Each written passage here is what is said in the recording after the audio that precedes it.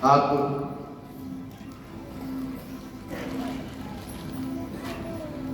अधिकारी के सामने नहीं है, अधिकारियों के अधिकारी के सामने।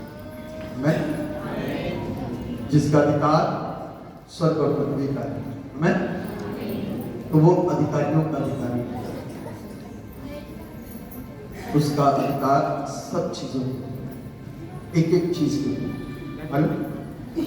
जिस दर्शन के विषय में, जिस दर्शन को अभी संजीव ने देखा और बताया,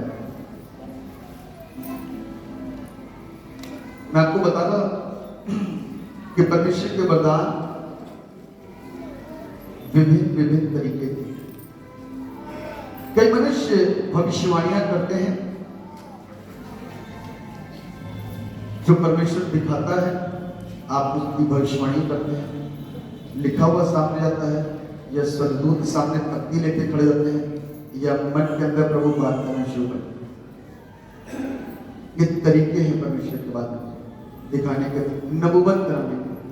नबूवत सच्ची भी होती है, नबूवत जोर से बोले, नबूवत सच्ची भी होती है और नबूवत झूठी भी होती है। बाइबल के अंदर लिखा है सच्चे नबी और झूठे नबी, दोनों प्रकार के नबी के विषय में लिखा हुआ है। कुछ नबी ऐसे जो अपनी बड़ाई चाहते हैं, है ना। कुछ नबी ऐसे जो सिर्फ अपनी बड़ाई को चाहते हैं, लेकिन कुछ ऐसे जिनको परमेश्वर का आत्मा उठाता है, चल उठ तो वहां चल, तो वो वहां खींचे चले जाते हैं, लेकर के जाएगा। ठीक। और तब परमेश्वर क्या करता है, उनके द्वारा क्या करता है, बात करता। शहर के लोगों से, व्यक्तिगत लोग से, परिवार से, समाज से, हर प्रकार के, हर किस्म के व्यक्ति के साथ में होकर के वो क्या करता है, बात। और लोग क्या होते हैं,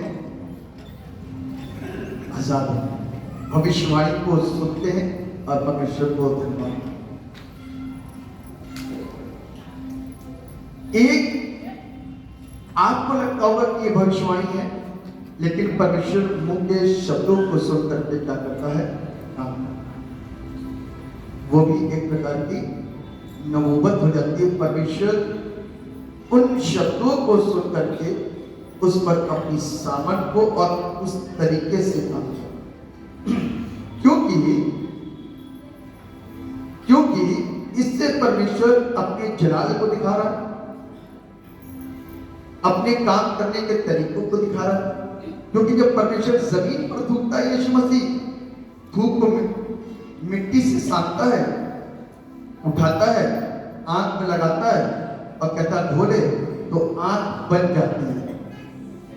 और अंधा व्यक्ति जिसके आंख का सिर्फ होल होता है, उसके अंदर का गोला नहीं होता, वो आंख बन जाती है और वो देखने लगता है। इसीलिए कहता है मैं अंधा था, लेकिन यीशु ने मुझे चंगा किया। हमें किसी को सिर्फ देख लेता है तो चंगा हो जाता है। जक्कई नीचे आ गया, यीशु का हाथ वहां तक नहीं पहुंचा, लेकिन सिर्फ देख लिया तो जक्कई क्या हो गया, चंगा हो गया। कोड़ी के ऊपर हाथ रख दिए तो कोड़ चंगा हो गया। किसी को आवाज दी लाजर बाहर आ जा, तो लाजर बाहर आ गया। डिफरेंट टाइप ऑफ डायमेंशंस, अलग अलग तरीके से परमेश्वर काम। तो परमेश्वर की आत्मिक जो सेवा है वो भी अलग अलग तरीके से और अलग अलग अंदाज में प्रभु करता है। और इस बात को बताता है कि देख, तू क्या सोचता है कि मेरी आंख काम नहीं करती, मेरा हाथ काम नहीं करता, मेरा बाल काम नहीं करता, मेरा वस्त्र काम नहीं करता। प्रभु के सामने हर एक व्यक्ति इस बात को जान ले कि प्रभु की पूरी देह, वस्त्र, आंख, नाक, कान, हाथ, पैर सब काम। आमीन। और जब मेरे बाप के काम इतने निराले, तो औलादों के काम जो मानने वाले हैं, उसकी बातों पर चलने वाले हैं, तो वो निराले क्यों नहीं बनाएगा? बनाएगा। वो मैं कह रहा बनाएगा, होंगे नहीं, बनाएगा। और जब होने होने लग जाएंगे तो आप उसी व्यक्ति की कई बार तारीफ करते हैं। यीशु मसीह को मुर्दों में से किसने जिलाया? बाप ने जिलाया। किसने जिलाया? बाप ने जिलाया, मुर्दों में से जिला दिया। क्योंकि यीशु मसीह इस बात को बोलते हैं कि मैं अपने आप को शून्य कर देता हूं। क्या करता हूं? शून्य। उसने अपने आप को, फिलिपियों की पुस्तक उसके 3 अध्याय के अंदर लिखा कि उसने अपने आप को शून्य कर दिया और अधिकारी होने के बावजूद भी अपने आप को बिल्कुल खाली। इसीलिए आज जब इस बात को बोला गया, क्योंकि परमेश्वर जब आराधना में कुछ चीज बता देते हैं तो फिर प्रेशर डलवाते हैं। यदि हम लोग से नजरअंदाज हो गया या भूल गए आराधना में तो दोबारा रिपीट करवाते हैं, ये कर, क्योंकि काम तो प्रभु को करना है। तो इस लड़के की कहां क्या, उस लड़के की चटाई के लिए प्रार्थना में देखा तो वापस से परेशान हो रहा है। तो प्रभु ने तुरंत मन में डाला, दुष्ट आत्मा वाले को बुलाओ, खास तो उसके लिए था कि अपने गुनाहों से तौबा कर, और तौबा करेगा तो परमेश्वर रहेगा। तो सारे दुष्ट आत्मा वाले बुलाए, क्योंकि हो सकता है बहुतों ने अपने गुनाहों से अभी तक तौबा ना करी हो, तो परमेश्वर उनकी तौबा सुन करके, उनका तरीका सुन करके, कैसे उन्होंने अपने आप को समर्पित करा, अपने कैसे गुनाहों को मान करके समर्पित करा, तो परमेश्वर चंगा करे। तो आपने कैसे करा मुझे नहीं मालूम, लेकिन परमेश्वर ने चंगा कर दिया। आमीन। ये है वो परमेश्वर जिसको आपने पता नहीं पहली बार कितनों ने देखा, पहली बार, वेरी गुड, पहली बार देखा जी। ये वो परमेश्वर है जो सच्चा है, मैं जो जिंदा है, जिसको चलते हुए देखा गया, आप नहीं देख पाए। परमेश्वर किसी की आंखों को खोल दे ताकि ये देखने लगे।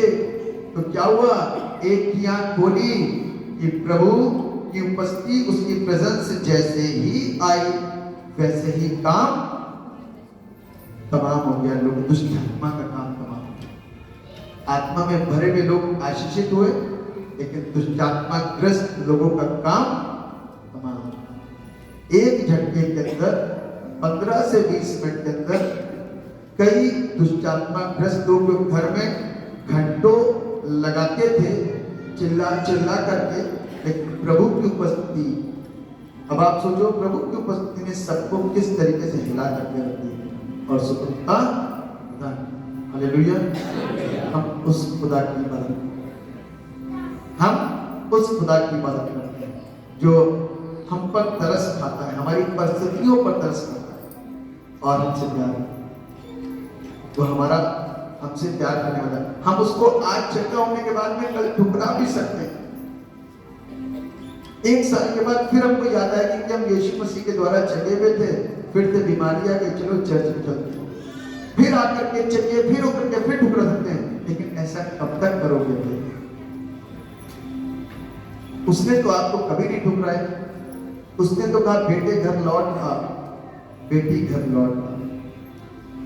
घर वापसी की बात जो बाहर होती है, मैं उससे अलग हटकर के बात बता रहा हूं। परमेश्वर ने आपको रचा, जिसने आज चंगा किया। आमीन। परमेश्वर ने आपको रचा, जिसने अभी अभी आपको और आपके लोगों को चंगा किया।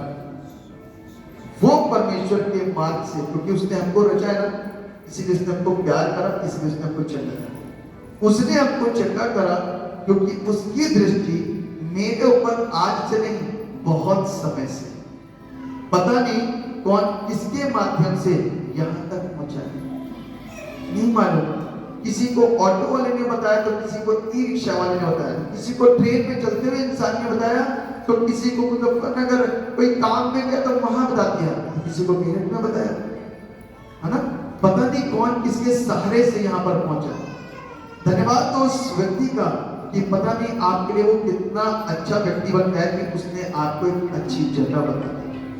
और यहाँ आने के बाद में परमेश्वर की दृष्टि जो आपके ऊपर थी ना, परमेश्वर घुमा घुमा करके लेकर के आया अपने घर में, और घर में लाने के बाद में आपके ऊपर जो काम किया तो हजारों और सैकड़ों की आंखों को खोल दिया। बहुतों ने पहली बार देखा, आमीन। बहुतों ने पहली बार देखा, अचंभित हुए होंगे ये कैसे हुआ। सिर्फ एक नाम है जो सारे नामों में सबसे श्रेष्ठ नाम है, और वो ये नाम है यीशु मसीह। आमीन। यीशु नाम है ना, इस नाम की दया से हम चले हुए। अब हम तो पाप में डूबे हुए थे, तो पवित्र परमेश्वर ने घर वापसी करवाई हमारी। आमीन। किसने करवाई? पवित्र परमेश्वर ने घर वापसी। हमारी जो जिंदगी व्यतीत हो रही है ना, वो अपवित्र खेमे के अंदर व्यतीत हो रही है, लेकिन वो पवित्र परमेश्वर मुझको और आपको पवित्र खेमे में बुलाना चाहता है। इसीलिए आज उसने चंगा करा, वरना 10 साल 15 साल 20 साल 5 साल इतने सालों से ग्रस्त लोग ठीक नहीं हुए, लेकिन आज इतने साल के बाद प्रभु ने आपको अपने पास भवन में बुला करके आपको क्या करा? जीवन दान करा। क्या करा? जीवन दान। तो क्या घर वापसी करोगे? हैं? अरे वो वाली घर वापसी, पिता के पास, सच्चे खुदा के पास जाओगे? हाँ, समझ नहीं पाते हम, इसलिए कहा नहीं, उस सच्चाई के पास जाओगे, उस सच्चाई के पास, वो सच्चे परमेश्वर है। चलिए दुनियावी तरीके से भी समझाता हूं आपको।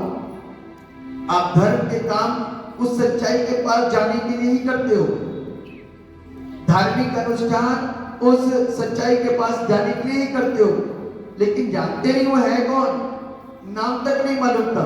अभी देखा ना, क्या बोला? यीशु के नाम से आओ, दुष्ट आत्मा भाग। क्या हुआ? क्यों?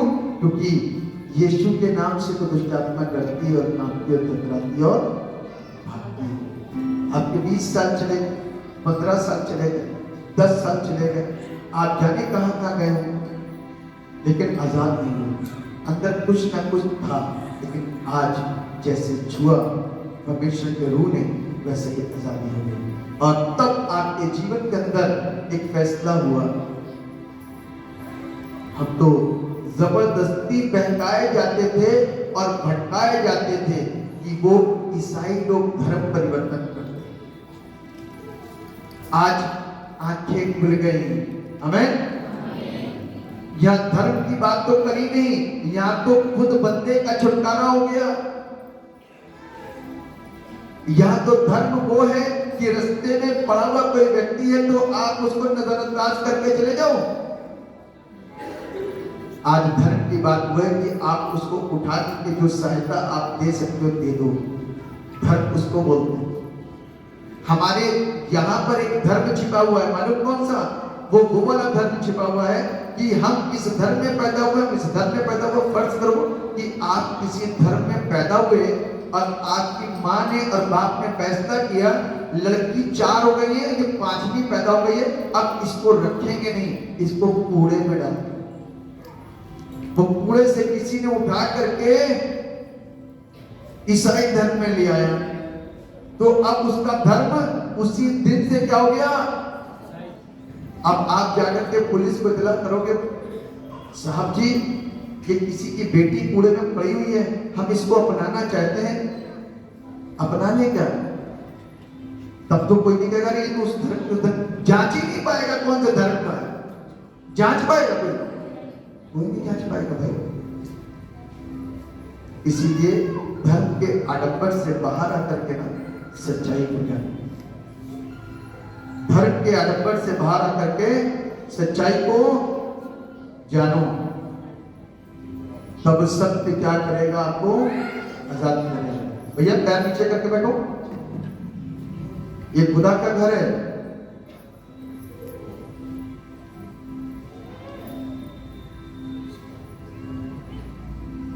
अव्वल तो बजने के बाद वहां से कुर्सी हटानी चाहिए, सबको नीचे बैठना चाहिए। सब नीचे बैठे, कुर्सियां हटाइए, वहां से नीचे बैठे सको। तो क्या है कि परमेश्वर का जो घर है ना, परमेश्वर का जो घर है वो पवित्र घर है, उसकी सत्ता आज भी एक को बोला गया ना तो सारे समझेंगे। विशाल तुम भी नीचे बैठो। एक को बोला गया तो सब समझेंगे। यहाँ अपना पराया वाला मसला नहीं, यहाँ सीखने वाला मसला है। मेरी दृष्टि में सब एक समान। और बच्चों को जो अभी मैंने पढ़ा था बाइबल के अंदर भजन संहिता को पढ़ा था, जब उसमें लिखा था जो डांट खा करके बुरा नहीं मानता तो वो तरक्की करता है। तो जो डांट खा करके बुरा मानता ना उसकी तरक्की कभी नहीं होगी। हमको डांट दिया, वो भी सबके सामने, मैं डांट खा चुका हूं। और जो डांट मैंने खाई है वो शायद किसी ने ना खाई। जो डांट मैंने खाई है शायद किसी ने ना खाई, मैं बता रहा हूं।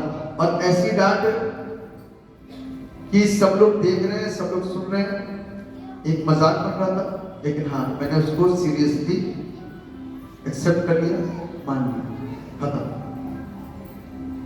तभी तो परमेश्वर बना कर हमें।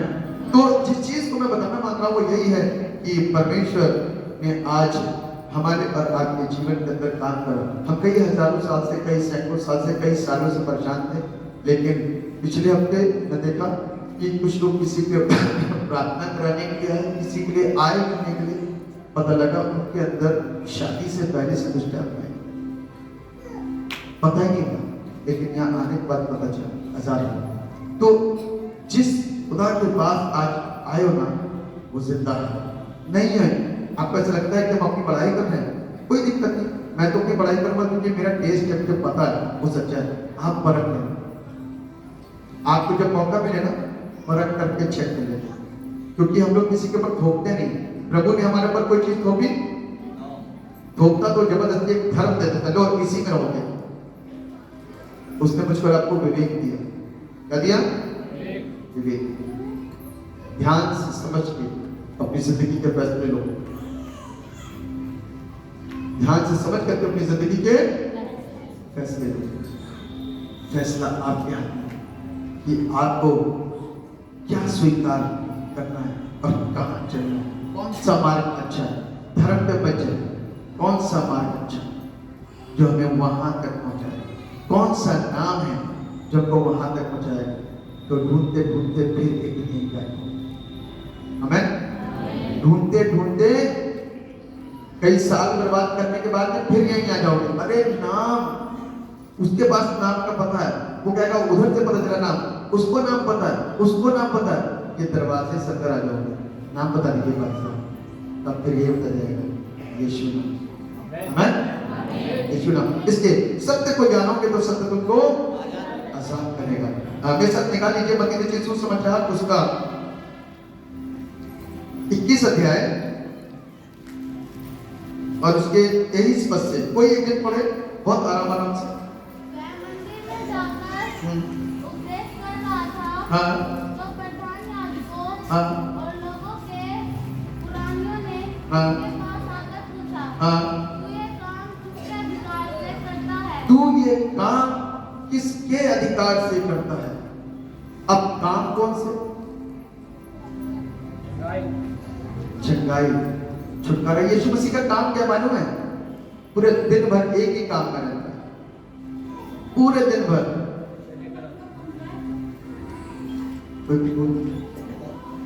पूरे दिन भर प्रभु एक ही काम में रहता है, मालूम है? कभी किसी ने कहा प्रभु यीशु इसको चंगा कर दे, तो प्रभु ने तुरंत उसको चंगा। किसी ने कहा प्रभु इसके कैंसर को दूर कर दे, तो प्रभु ने कैंसर को दूर दे। प्रभु इस मुर्दे में जान डाल दे, तो प्रभु ने मुर्दे में जान डाल दी। प्रभु यीशु इसके कोड़ को खत्म कर दे, तो कोड़ खत्म कर दिया। प्रभु यीशु इसके सिरों से कर दे तो क्या हो गया? हो गया। पूरे दिन भर वही काम करना है ना। हमारे काम तो थोड़े दिन के बाद में और थोड़ी देर के बाद में थक के आते ना, तो क्या बोलते हैं? ज्यादा ना बोलो, थक गया हूं, झगड़ा हो जाए। उसके बाद में सो जाते हैं, एनर्जी प्राप्त करते हैं, फिर उठते हैं। कोई उसको सिर्फ यीशु को सिर्फ मनुष्य कहता है, तो भैया उसको सोता हुआ में तो दिखाओ, कहां सो रहा है वो? बाकी के लोग तो सोए थे, उसको तो सोता हुआ दिखाओ, वो कहां सो रहा है? वो तो आपके लिए 2:30 बजे भी जगह हुआ मिलता है, 3 बजे भी जगह हुआ मिलता है, 4 बजे जगा हुआ मिलता है, और जिस समय आप रो करके पुकारते हो या मिल करके पुकारते हो, उसी समय में वो आपके लिए काम करता है। किसके अधिकार से काम करता है? क्या काम करता है? लोगों पर अपनी करुणा, अपनी दया को बनाता है। लोगों पर क्या करता है? अपनी करुणा और अपनी दया को बनाता है। और बात करती है, कुछ लोगों ने आकर के इस बात के प्रश्न करा, ये काम किसके अधिकार से करता है और तुझे ये अधिकार किसने दिया? यीशु ने उसको उत्तर दिया, मैं भी तुमसे एक बात पूछता हूं, यदि वो मुझे बताओगे तो मैं भी तुम्हें बताऊंगा कि ये काम किस अधिकार से करता हूं। प्रभु यीशु मसीह है भाई। वो कौन है?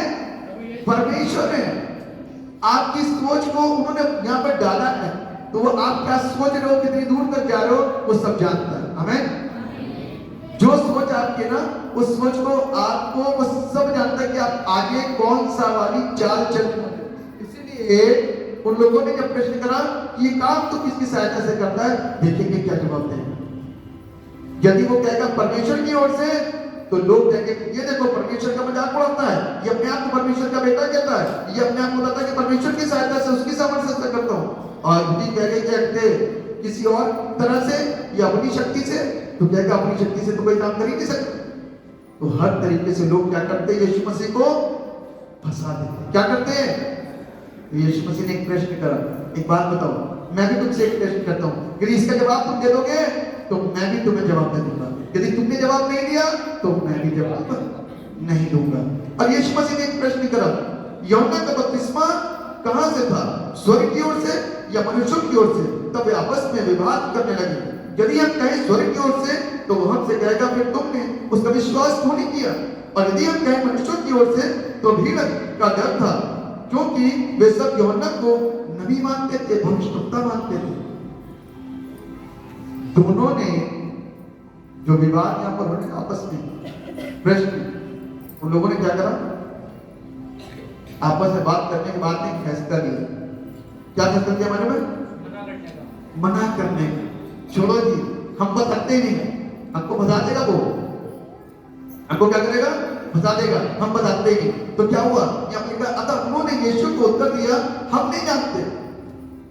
उसने भी उनसे कहा, देखो मैंने तुमसे कहा था, मैं जो प्रश्न कर रहा हूं, यदि तुम उसका जवाब दोगे और दे सकते हो, दोगे तो मैं भी तुमको जवाब दूंगा, और नहीं देते तो लिखा हुआ है, उसने भी उनसे कहा, तो मैं भी तुम्हें नहीं बताता कि ये काम मैं किसके अधिकार से करता हूं। आमीन। किसकी सहायता से करता हूं, किसके अधिकार से करता हूं? लेकिन निकोदेमस नाम का एक व्यक्ति था, उसने कहा, मालूम क्या कहा? उसने कहा, परमेश्वर तेरे साथ में न हो तो तू काम जो करता है ना, कर नहीं सकता। आमीन। इसके लिए इस बिब्लियोग्राफी को ढूंढने के लिए उनको निकोदेमस तक पहुंचना था, और वो हवाला याद नहीं आया कि निकोदेमस एक बार बोल चुका है, यदि परमेश्वर तेरे साथ में न हो तो जो काम तू करता वो कर। मेरे को काम परमेश्वर करता है, और यीशु स्वयं परमेश्वर। फिलिपियों की पत्री में उसने अपने, अब लोग क्या कहते हैं, मैं थोड़ा सा आपका संदेह दूर करना चाहता हूं, मालूम है? संदेह दूर करना चाहता हूं, क्योंकि लोगों ने यीशु मसीह को एक मनुष्य माना है, मनुष्य माना है, और यीशु मसीह को कहते हैं कि 2000 साल पुराना, बस कितने साल पुराना? यदि किसी को ये आंसर ना पता हो तो आज सुन करके सीख लेना, क्योंकि हो सकता है कि आप भी कहते हो कि हाँ ये 2000 साल पुराना ये यीशु मसीह। तभी से ईसाई धर्म चला, लोग तो यही बोलते हैं ना, तभी से ईसाई धर्म चला। वो तो यीशु मसीह के आने से ईसाई धर्म चला, ठीक है ना? लेकिन यीशु मसीह की पैदाइश कैसे हुई, कोई बताएगा? यीशु मसीह की पैदाइश इतनी बड़ी भीड़ है, अरे नहीं, और कोई बताएगा? आप लोग क्या कर रहे हैं, आप क्या सीख रहे हो? हाँ जी,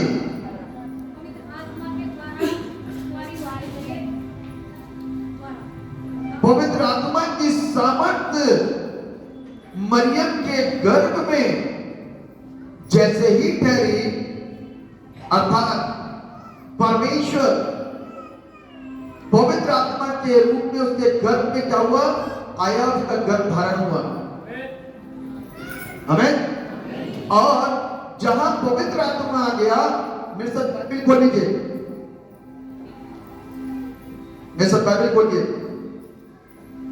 भजन संहिता उसका 51 अध्याय,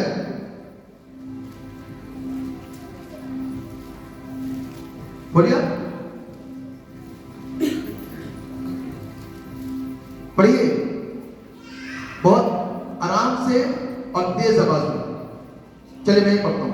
देख, 5वां पद, 51 अध्याय भजन संहिता 51 उसका 5वां पद। देख, मैं अधर्म के साथ उत्पन्न हुआ। कैसे? एक बच्चे का जन्म कैसे होता है? स्त्री और पुरुष के मिलने से एक बच्चे का जन्म होता है। इसीलिए यहां पर बोला अधर्म के साथ में क्या हुआ? पैदा हुआ। और लिखा हुआ है और पाप के साथ माता के घर में, पाप के साथ माता के घर में। और यीशु मसीह कैसे आ रहा है? पवित्र आत्मा की समझ। आमीन। कहां से आ रहा है? पवित्र आत्मा, परमेश्वर की ओर से। परमेश्वर का आत्मा मरियम के अंदर क्यों आया? क्योंकि मरियम उस समय की सबसे धर्मी, मैच्योर, समझदार, भय मानने वाली लड़की थी। तभी वो चुनाव किया गया और चुनाव करने के बाद में उसको बताया भी गया, देख जो तेरे गर्भ में है ना वो पवित्र आत्मा की ओर से है। आमीन। क्योंकि वो परमेश्वर का भय मानने वाली थी तो उसने इस बड़ी चीज को हजम करा। आमीन। यदि जाकर के बताती ना अपने घर के अंदर तो क्या होता? सोचो जरा, पुरुष प्रधान समय था उस समय में। यदि वो वहां पर जाकर के बताती तो लोग उसको पथरवा करके मारने की कोशिश करते। अब क्योंकि वो स्त्री अपने आप में स्टैब्लिश लड़की थी, इसीलिए बाइबल में जब स्वर्गदूत जिब्राइल उसके पास आया और उसने इस बात को बोला, जो तेरे गर्भ में है वो पवित्र आत्मा की ओर से है, तू बच्चा जनेगी और तू उसका नाम यीशु रखना। यानी कि परमेश्वर इस धरती पर, इसीलिए देह धारण उसने करा। परमेश्वर इस धरती पर क्या करने के लिए आया? इंसान के साथ में स्वयं रहने के लिए, ताकि स्वयं रह करके वो हमसे और आपसे मुखाग्र हो सके, हमको और आपको बदल सके। जब यीशु मसीह को आप सिर्फ एक इंसान मानते हो तो उसके काम ऐसे पवित्र और सामर्थ्य कैसे थे जो संसार में कोई व्यक्ति नहीं कर सकता? इसका कोई जवाब दे दे। ये प्रश्न मेरी तरफ से। मुर्दों को कैसे जिंदा कर दिया, लंगड़ों को कैसे चला दिया, दुष्ट आत्माओं को कैसे निकाल के बाहर कर दिया, पैरालिसिस को कैसे ठीक कर दिया, कैंसर कैसे ठीक कर दिया, झोले का मारा कैसे ठीक हो गया, अंधे के होल आंखें कैसे बच गई, और तरह तरह के रोगों से लोग आजाद क्यों हुए? यदि वो एक साधारण व्यक्ति था, और यदि वो साधारण व्यक्ति था तो आज के जमाने में लोग ऐसे साधारण क्यों नहीं होते और ऐसे काम क्यों नहीं करते? आज लोगों को अलग अलग जगह भागना क्यों पड़ता है इस प्रकार के उपचार को प्राप्त करने के लिए? आमीन। वो साधारण नहीं था, he was God। वो स्त्री और पुरुष के मिलने से पैदा नहीं हुआ था, इसीलिए स्त्री और पुरुष दोनों को वही स्वर्गदूत ने जाकर के बताया। इधर यूसुफ को बताया, इधर मरियम को बताया। क्या हुआ? इधर यूसुफ को बताया और इधर मरियम को बताया। दोनों उस जमाने के पवित्र और अच्छे लोग थे, इसीलिए यूसुफ से बोला जो उसके गर्भ में है ना वो पवित्र आत्मा की ओर से। अपनी पत्नी को अपने घर ले आने से मत डर। सोच में पड़ गया यूसुफ, मेरे घर वाले क्या बोलेंगे? कैसी स्त्री को लेके आया जिसके पेट में पहले से ही बच्चा है?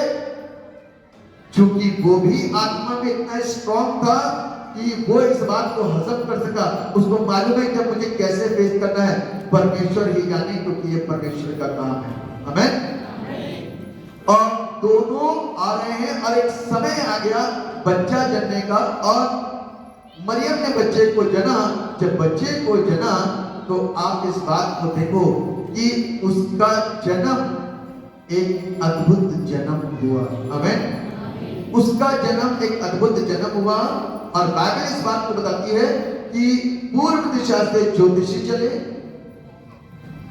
और गांव में कर रहे गड़रिये रखवाली उन लोगों को भी जिब्राइल ने बता दिया, जाओ जाकर के तुम्हारे लिए उद्धार करता जन्मा है। किसके लिए? किसके लिए? तुम्हारे लिए। गड़रियों को क्यों बताया? छोटी जात थी, तुम्हारे लिए भी उद्धार करता। आज का सबक मैं बताना चाहता हूं क्या है, जरा ध्यान से सुन लेना।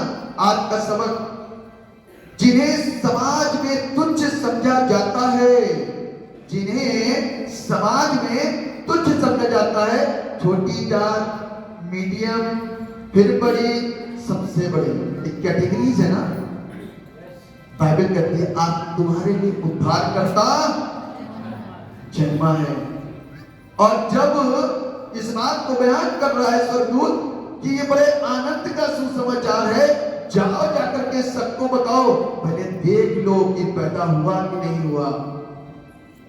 तो वो गए और जाकर के देखा तो जैसा जैसा बताया था हूबहू वैसा ही पाया और पाकर अति आनंदित होकर के लोगों को जाकर के यीशु का जन्म मनाने के लिए, खुशी मनाने के लिए, आनंद बांटना शुरू कर दिया। आज जिस जगह यीशु के जन्म को मनाने के लिए मना किया जाता है ना, तो इस बात को वो भूले बैठे हैं कि बाइबल में लिखा है कि तुम्हारे लिए बड़े आनंद की बात है कि तुम्हारे लिए उद्धार करता का जब जन्म ही नहीं मनाओगे तो उद्धार करता कहां से हो जाएगा। पैदाइश इसलिए जरूरी दिखानी है, इसलिए दिखानी जरूरी है क्योंकि उसकी पैदाइश मेरे और आपके उद्धार के लिए हुई है। इतिहास नहीं पता, मृत्यु से कोई पार नहीं पा रहा था। जिस मृत्यु में हमारा आप डेली जाते हैं ना, अस्पतालों जाते हैं, पता लगा मर गया, कोई बीमारी से मर गया, डेंगू से मर गया, चिकनगुनिया से मर गया, प्लेग से मर गया, और अभी कोरोना ने कहा उससे मर गया, एक्सीडेंट में मर गया, सांस की बीमारी से मर गया, हार्ट की बीमारी से मर गया। इस बीमारी का जो भय है ना, और इस बीमारी के चलते कोई पार नहीं पा रहा। शैतान खुश था, मरने दो सबको, मरने दो। वो धरती पर काहे के लिए आया? सबको मारने के लिए। और यीशु काहे के लिए आया? जोर से बोलो, और जोर से बोलो। अभी क्या करा? आधे घंटे पहले उसने क्या किया? दुष्ट आत्माएं छिपी हुई थी, निकलना नहीं मांग रही थी, लेकिन जैसे ही उसकी उपस्थिति यहाँ पर हुई ना, वैसे ही उसने बचाना शुरू कर दिया। आमेन। और दुष्ट आत्माएं चिल्ला करके भागी यहाँ से। आमेन। क्यों? क्योंकि बचाने वाला आया। मारने वाला तो अंदर बैठा हुआ है, मारने वाला तो अंदर बैठा हुआ है। कौन? दुष्ट आत्मा। कोई कहता मैं यहाँ से लगा, तो कोई कहता मैं वहां से लगा, कोई कहता है कि मैं देखता हूँ, तो कोई कहता मैं भीतर हूँ, तो कोई कहता मैं सड़क से लगा, कहता मैं वो देवी हूँ, कहता मैं वो चीज हूँ, तो वो चीज हूँ। ये दुष्ट आत्माएं हैं जो मारने पर उतारू है, लेकिन वो प्रभु जिलाने पर उतारू है। इसीलिए हमारे बीच में आकर के उसने काम करा। यीशु मसीह सिर्फ तब से नहीं है जब से वो पैदा हुआ, यीशु मसीह तब से जब उसने मुझको बनाया। आमेन। जब से उसने आदम को बनाया वो तब से है, जब से उसने सृष्टि करी वो तब से है। इसलिए कोई आपसे पूछे कि यीशु मसीह कब से, तो आप बता सकते हो कि वो तब से। अभी तो दिया है सिर्फ यीशु नाम, इमैनुअल, उसके नाम का अर्थ है महसूस होता है पादरी साहब कि प्रभु मेरे साथ साथ है। क्यों महसूस होता है? क्योंकि आप उस धुन में लगे रहते हो, इसलिए महसूस होता है। हमें लिखा हुआ है जिन्हें समाज ने तुच्छ समझा, जिन्हें समाज में तुच्छ समझा जाता था और उनसे घृणा की जाती थी, ऐसे ही लोग परमेश्वर के आह्वान को प्रायः उनसे अधिक सुनते और समझते हैं। आमेन। ज्यादा पढ़े लिखे लोग, ज्यादा बड़े तबके के लोग, ज्यादा ऊंचे वर्ग के लोग बाइबल को नहीं समझते। वो क्या कहते हैं कि भैया ये तो धर्मांतरण कर रहे हैं, क्योंकि अभी आए नहीं। लेकिन आपने सुना ना, आप उनसे पहले भाग करके कहां गए? प्रभु के पास। आज तो सभी उसकी आवाज को सुन रहे हैं, चाहे वो बड़ा वर्ग हो चाहे निम्न वर्ग हो, सब उसकी आवाज को सुन रहे हैं। क्यों? क्योंकि आज हमारी व्यक्तिगत आवश्यकता है। आमीन। आज हमारी पारिवारिक आवश्यकता है। आज मेरे बेटे के ऊपर आ पड़ी, आज मेरी बेटी के ऊपर आ पड़ी, आज मेरी माँ के ऊपर आ पड़ी। अब जब कोई रास्ता नहीं, कोई जगह नहीं कि मैं कहां जाऊं, सिर्फ एक ही रास्ता बताया, भैया वहां चले जाओ बच जाओगे, चले जाओ बच जाओगे, चले जाओ बच जाओगे। तो कहां आ गए? लुढ़कते पुढ़कते गिरते गिरते यीशु के भवन में आ गए। और वहां पर गीत हो रहा था, यीशु तेरी आराधना सारे बंधना को।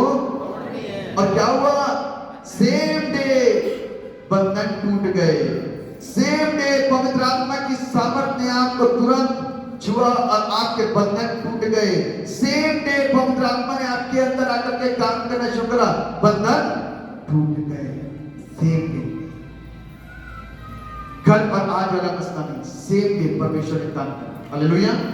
क्योंकि वो परमेश्वर मुझसे और आपसे क्या करता है? प्यार करता है। वो मुझसे और आपसे प्यार करता है। मैं जिसको समाज ने तुच्छ समझा, परमेश्वर ने उसको गले लगाया। ऐसा नहीं कि सिर्फ उन गड़रियों को ही बुला करके गले लगाया, उसने उन ज्योतिषियों को जो बुद्धिमान होते थे, सबसे ज्यादा बुद्धिमान, उनको भी जाकर सितारा जो लगता है ना क्रिसमस में सितारा आप देखते हो, उस सितारा एक चिन्ह के तौर को दिखाया। उन्होंने अपनी पुस्तकें खोली, ज्ञान की पुस्तकें, और देखने और पढ़ने के बाद में कहा कि एक उद्धारकर्ता का जन्म है। ये सितारा क्या दर्शाता है? एक मुक्तिदाता उद्धारकर्ता के जन्म के विषय बताता है। आओ चले, जहां जहां हमको ले चलता है उसके पीछा करते करते वहां पहुंचे। और बाइबल हमको इस बात बताती है कि वो तारे का पीछा करते करते उस स्थान पर पहुंच गए जहां यीशु का जन्म हुआ था। और वहां आने के बाद में उन्होंने उसको सजदा किया, और जो गिफ्ट लेकर के आए थे, सोना, मुर और लोबान, ये उसकी जिंदगी के चरण हैं, उसके अनुसार उन्होंने वो गिफ्ट अर्पित करे और उनको क्या कर दिया? दे करके वहां से वापस लौट लिए। क्यों? क्योंकि परमेश्वर सब लोगों का परमेश्वर है और अपने पुत्र के विषय में, अपनी उपस्थिति के विषय में सबको दर्शाता है, सबको बताता है। आज सारी दुनिया यीशु को क्या करती है? जानती है। तुम किसके अधिकार से काम करते हो? ये परमेश्वर है, उससे कोई पूछ नहीं सकता, चालाकी नहीं कर सकता। वो परमेश्वर है जिसने हमको, हमारे ब्रेन को रख करके बनाया। कोई अपने आप को बुद्धिमान समझे तो समझ लेना कि परमेश्वर तुमसे बहुत बड़ा है। और बुद्धिमानों को वो लज्जित करता है। जो बुद्धिमान समझता है, बाइबल कहते हैं उसने जगत के मूर्खों को चुन लिया ताकि जगत के ज्ञान वालों को क्या कर दे? लज्जित कर दे। आज पर पता नहीं कौन क्या क्या पढ़ा लिखा बैठा होगा यहाँ पे, लेकिन आज ज्ञान क्या हुआ? उनका ज्ञान लज्जित हो गया।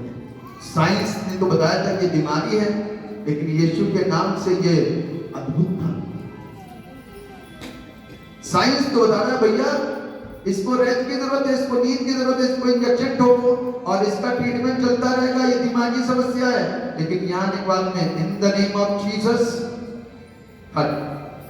वो सालों साल चलने वाली, इसको साइंस ने बोल दिया था, डॉक्टर ने बोल दिया ये सालों साल बीमारी चलेगी, इसको आराम की जरूरत, डिप्रेशन, इसको यीशु के नाम में क्या हो गया? शंका हो गया। आमीन। तो यीशु मसीह सिर्फ 2000 साल पुराना नहीं है। कब से है? कब से है? आदि से। एक गीत गाया ना, अल्फा और ओमेगा, आदि और अंत। उसके आदि का किसको नहीं पता, उसके अंत का कोई को नहीं पता। इसीलिए उसको परमेश्वर कहा जाता है। और जिसकी पहचान आती है ना, तो उसको कौन परमेश्वर बोलते हैं? जो सोता है, मस्त लड़ाइयां करता है, झगड़े करता, सारे काम, उसको कौन बोले? एक ही परमेश्वर, जिसके विषय की जानकारी सिर्फ पवित्र आत्मा से भरे हुए व्यक्ति को मिलती है और कोई जानकारी नहीं रख सकता। इसीलिए बिब्लिकली यहाँ पर दूसरे पोर्शन में लिखा है 28वें पद में, तुम क्या सोचते हो किसी मनुष्य के 2 पुत्र थे, उसने पहले के पास जाकर कहा, हे पुत्र आज दाख की बारी में काम कर। उसने उत्तर दिया, मैं नहीं जाऊंगा, परंतु बाद में पछता कर गया। फिर पिता ने दूसरे के पास जाकर ऐसा ही कहा। उसने उत्तर दिया, जी मैं आता हूं, मैं जाता हूं, परंतु नहीं गया। इन दोनों में से किसने पिता की इच्छा को पूरा करा? उन्होंने कहा, पहले ने। यीशु ने उनसे कहा, मैं तुमसे सच कहता हूं कि महसूल लेने वाले और वेश्याएं तुमसे पहले परमेश्वर के राज्य में प्रवेश करते हैं। ये शब्द क्यों लिखा प्रभु यीशु मसीह?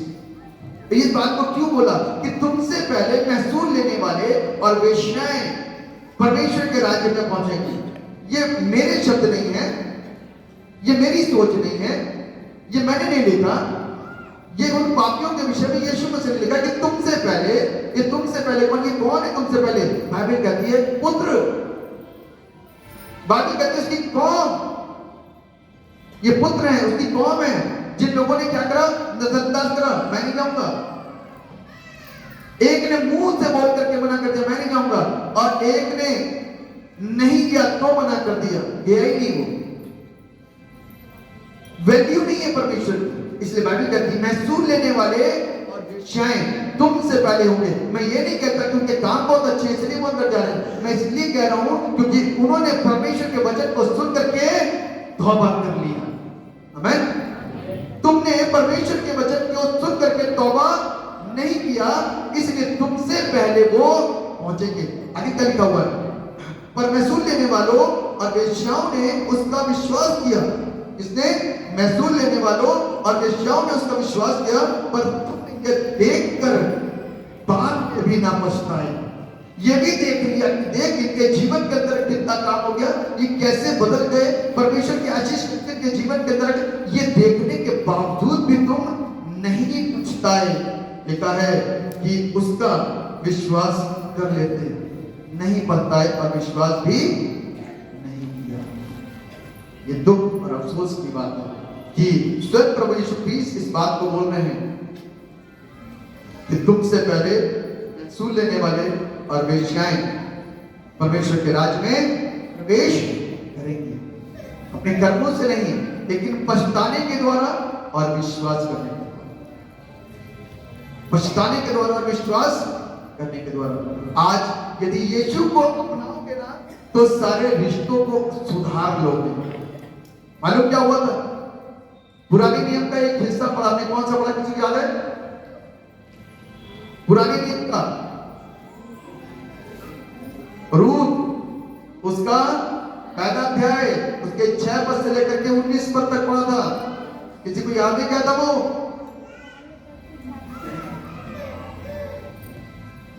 क्या था मालूम है?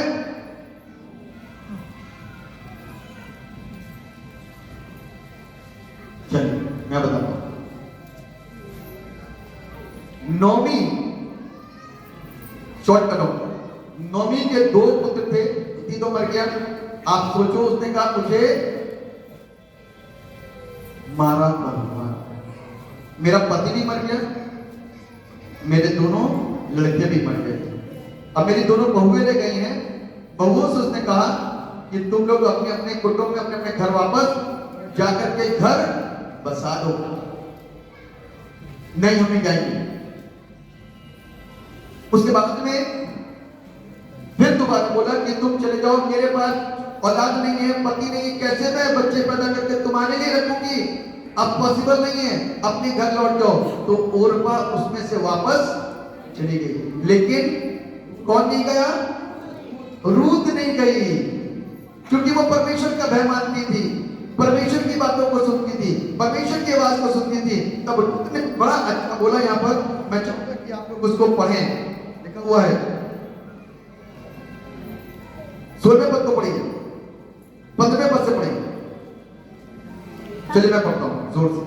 तब उसने कहा, देख तेरी जेठानी ओरपा तो अपने लोगों और अपने देवता के पास लौट गई। बड़ी स्पेशल चीज बोली है, 2 चीजें, अपने लोग और अपने, जोर से बोलिए ना, देवता। मालूम है ये बहुत इंपॉर्टेंट है। उस समय में देवता की बहुत पूजा की जाती थी, बहुत माना जाता सकता। जिस जगह पे जा रहे ना उसको बहुत मान्यता दी है, तो वो तो अपने पिता अपने लोगों में और अपने देवता के पास लौट गई है। तब यहाँ पर लिखा हुआ है इसलिए तू अपनी जेठानी के पीछे लौट जा। रूत बोली तू मुझसे यह विनती ना कर कि मैं तुझे त्याग या छोड़कर लौट जाऊं। आज सास और बहू के लिए मैं एक विशेष उदाहरण दे रहा हूं। आरंभ में मैंने प्रार्थना करी थी इस चीज के लिए कि बहुत लोगों के जीवन में दुख तो आता है लेकिन परमेश्वर उसको उदाहरण बना के खड़ा करता है। उस दिन और उस स्थिति और उस परिस्थिति को सोचो जिस समय नौमी का पति मरा, उस परिस्थिति को सोचो जब नौमी के दोनों लड़के मर गए, तब नौमी के ऊपर क्या बीती होगी सोचो जरा। उसका दुख कितना बड़ा था, फिर भी वो अकेले, मेरी बेटियों को सुख मिल जाए मैं अकेले रह लूंगी, कितना बड़ा दुख और कितना भयानक दुख था कि पति भी गया और दो बेटे थे वो भी चले गए, अब सिर्फ बहुएं हैं और बहुएं रहेंगी कि नहीं रहेंगी कहां नहीं जा सकता। एक बहू ने उसको छोड़ करके चली गई क्योंकि उसने पूरा मौका दिया, चलो तुम्हें अपना घर बसाना, अपने घर जाना, चले जाओ, अब मैं तो मारा कहलाऊंगी, अब मेरे साथ जो हुआ सो हुआ, लेकिन मैं अपने चक्कर से तुमको क्यों दुखी बनाऊं, तुम चली जाओ। और वहां चली गई, लेकिन ये बाइबल कहती है मैं तुझे त्याग या छोड़कर लौट जा। दूत बोली तू मुझसे यह विनती ना कर कि मैं तुझे त्याग या छोड़कर लौट जाऊं, क्योंकि जिधर तू जाए उधर मैं भी जाऊंगी, जहां तू टिके वहां मैं भी टिकूंगी, तेरे लोग मेरे लोग होंगे और तेरा परमेश्वर मेरा परमेश्वर होगा। आमीन, हालेलुया। बड़ा इंपॉर्टेंट है, नौमी का परमेश्वर बहुत महान परमेश्वर है। आज इतिहास बना के खड़ा कर दिया उसने। रूत आज भी याद की जाती है, इसके बाद में याद की जाए ना की जाए, लेकिन इस विषय से रूत की पहचान है, नौमी की पहचान है। और रूत ने कह दिया बड़े खुले शब्दों के अंदर, कहती है, अब मैं थोड़ा सा इसको खोल करके बोलूंगा, यहाँ पर लिखा है क्योंकि जिधर तू जाएगी, तू पूरब जाएगी तो मैं पूरब चलूंगी, यदि तू पश्चिम जाएगी तो मैं पश्चिम जाऊंगी, जहां तू टिके मैं वहीं टिकूंगी, यदि तू झोपड़ी में रहेगी ना तो मैं वहीं रहूंगी, यदि तू खुले में रहना फुटपाथ पे तो मैं वहीं रहूंगी। और लिखा हुआ तेरे लोग मेरे लोग होंगे, तेरे लोग जो भी हो, सड़क पे रहने वाले हो, कहीं के रहने वाले हो, वो मेरे कहलाए जाएंगे, क्योंकि मैंने तुझको क्या करा है, अपनी माँ अपनी सास स्वीकार किया है। लिखा हुआ है और तेरा परमेश्वर मेरा परमेश्वर, तू जिसको परमेश्वर कह के पूजा करेगी ना मैं उसी की पूजा करूंगी। आमीन, क्योंकि तेरा परमेश्वर सच्चा है। आमीन, क्योंकि तेरा परमेश्वर कैसा है, सच्चा है। वचन पर चलने वाले लोगों के फैसले सकारात्मक होते हैं, अच्छे होते हैं, ध्यान रखिएगा। जो वचन से दूर रहते हैं उनके फैसले बड़े निष्ठुर और खतरनाक होते हैं। और लिखा हुआ है जहां तू मरेगी वहां मैं भी मरूंगी। आप सोचो, अपने फ्यूचर तक की बात कर रही है, जहां तू दफन होगी, जहां तू मरेगी वहीं मेरी भी जमीन होगी। आगे लिखा हुआ है और वही मुझे मिट्टी दी जाएगी, वही मुझे मिट्टी दी जाएगी। यदि मृत्यु छोड़ और किसी कारण मैं तुझसे अलग हो जाऊं तो यहोवा मुझसे वैसा ही वरन उससे भी अधिक करे, उससे भी अधिक करे जैसा तेरे साथ हुआ। जब उसने ये देखा कि वो मेरे संग चलने को स्थिर है, तब उसने उससे और कुछ न कहा। अतः वे दोनों चल निकली और बैतलहम पहुंची। उनके बैतलहम में पहुंचने पर सारे नाम नगर में उनके कारण हलचल मच गई और स्त्रियां कहने लगी क्या ये नौमी है? उसने क्या कहा? उसने उनसे कहा मुझे नौमी ना कहो, मुझे मारा कहो, क्योंकि सर्वशक्तिमान ने मुझको बड़ा दुख दिया है। ऐसा उसने महसूस किया। पति का मर जाना, बच्चों का मर जाना, बेटों का मर जाना बड़ा दुख होता है, लेकिन इसके साथ में जो इसके सहारा बन के आई ना वो परमेश्वर का भय मानने वाली स्त्री। आमीन। जिसका सहारा बन के आई थी रूत, वो परमेश्वर का भय मानने वाली स्त्री थी। इसलिए जो परमेश्वर की आवाज को सुनता है, ध्यान रखना, वो हमेशा स्थिर है, उसका फैसला हमेशा स्थिर रहेगा। इसलिए आज आप जहां भी हो, बिल्कुल सही जगह हो, अपनी जिंदगी के फैसले सही लेना। परमेश्वर की शिक्षा, आप लोगों को कहीं और जाओगे तो कुछ और लोग कुछ और सिखा सकते हैं, ये शादी वो शादी, लेकिन परमेश्वर एक वफादारी को सिखा। तो परमेश्वर इस वचन के द्वारा आप लोगों को ब्लेस करे। इस बात को ध्यान रखिएगा कि परमेश्वर हर एक का है, छोटे बड़े, कोई ये ना कहे कि समाज ने मुझे तुच्छ जाना क्या। परमेश्वर सबका परमेश्वर है, क्योंकि उसने व्यक्ति बनाया, इंसान बनाया, कहीं पर कुछ नहीं करा। हम अपने कम मेहनत, ज्यादा मेहनत, कम बुद्धि का इस्तेमाल, ज्यादा बुद्धि का इस्तेमाल करके छोटे बड़े वर्गों में बंट गए। अपने कामों के चयन करने की वजह से छोटे बड़े वर्गों में बंट गए। और जरूरी भी है कि हम कई कई काम को करें ताकि हम अपना देश का, समाज का सहारा और मदद कर सकें। तो परमेश्वर आप सबकी सहायता मदद करे और वो छोटी सोच आपके अंदर से निकल के बाहर जाए, अच्छी सोचों में आप अपने जीवन को व्यतीत करने पाओ। परमेश्वर आप सबको आशीष दे। दुआ करेंगे। जीवित और समर्थी पिता परमेश्वर, धन्यवाद देते हैं आपकी तमाम आशीषों के लिए, बरकतों के लिए जो आपने हमें दी। इस वचन के द्वारा आपने हमें जो भी शिक्षा दी है, हम चाहते हैं पिता हम इसके द्वारा अपने विश्वास में दृढ़ बने, अपने रिश्तों में दृढ़ बने। आप दया करेंगे, हम बरकत पाएंगे। अपनी करुणा हमारी जिंदगी के ऊपर बनाइएगा और ब्लेस करेंगे। यीशु के नाम से